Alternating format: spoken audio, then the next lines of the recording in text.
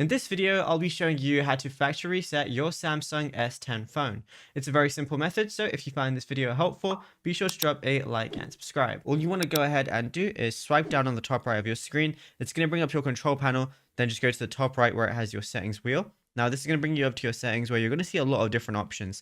Now, it might be slightly different on your Samsung. Right now, I'm using an S25 Ultra, but normally you just want to go over to General Management, which is right under Apps, and that's where it should be for you as well. Once you're here, scroll down and you're going to see Reset under Mouse and Trackpad. So go ahead and click on that.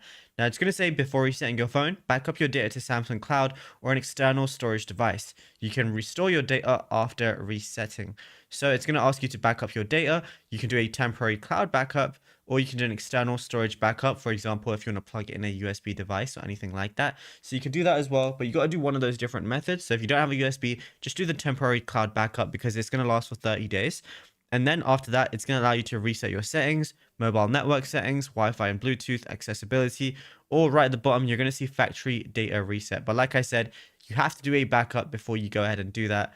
And yeah, that's it. Then you'll be good to go. Then your phone's going to be like new whenever you do your factory data reset. And it's as simple as that.